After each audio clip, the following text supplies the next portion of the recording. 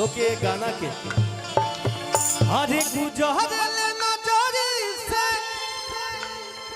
जब ते गुजरिया धड़केला जोरे से तो एक ही गो दिल बाबे सीना के भीतरिया ओहो दिल लागल बतोरे से कहे के भैया तो गुजरल नजरी से जब ते गुजरिया धड़केला जोरे से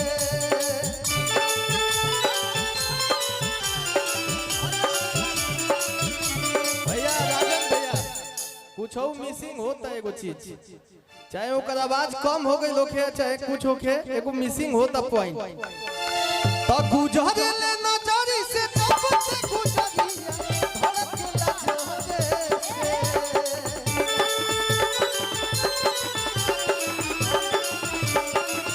ओए कहीं को दिल बावे कहीं को दिल बावे कहीं को दिल बावे सीना के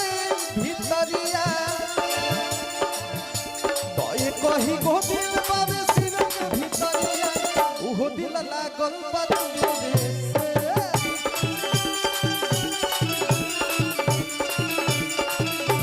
ये कहीं को दिल बावे सीना के भीतरिया ओहो दिल लागल बतोरे से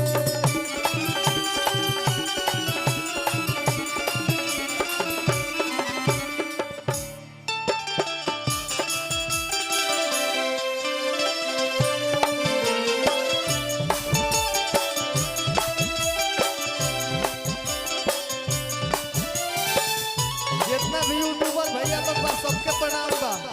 रउआ सब पॉजिटिव न्यूज़ चलाए हाथ जोड़ के निहोरा बा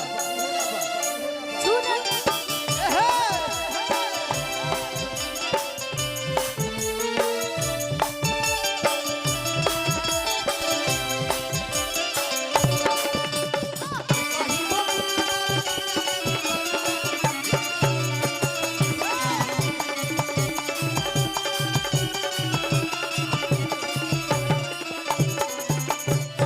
पूरा छाप दे बोलो का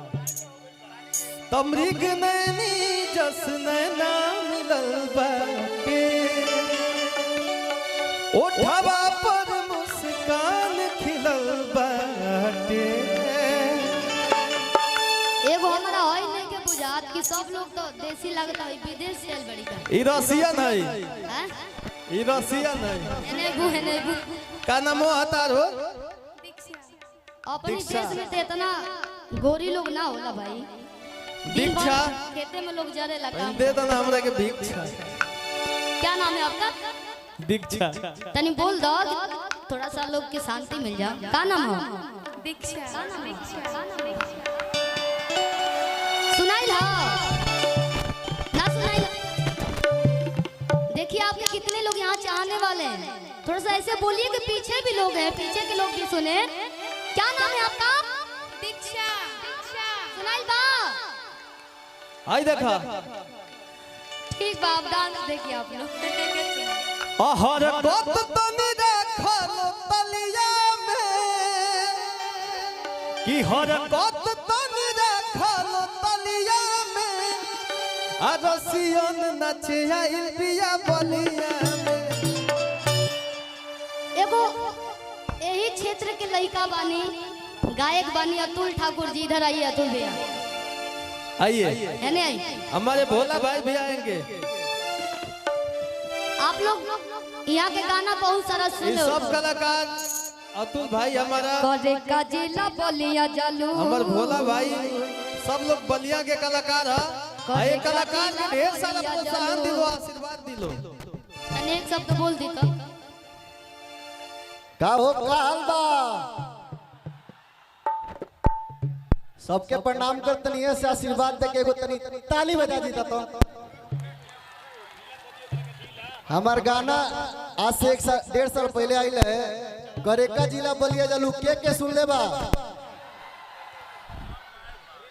ऐसा ही गावत रहा खूब आगे बढ़ा भैया एक लाइन गा दिखाओ बस एक लाइन की बुझी कवना एगो तनी जोरदार ताली पर लगाओ तो की बुझी कवना साबुन से नहालू करे का जिला बलिया जालू। बहुत सारा प्यार देनी जा हम आप सबके दिल से धन्यवाद इतना नहीं कि हमारा कितना सारा प्यार देनी जा। बलिया में बहुत सारा गाना बेला सब गाना के प्यार देनी जा हम ज्यादा वक्त वाले कहें कि ये प्रोग्राम दीदी और भैया के है तो आप लोग ये लोग एंजॉय लीजा हमने के मौका मिले तो फिर गावल जाई एक आशीर्वाद दुलार देनी जा।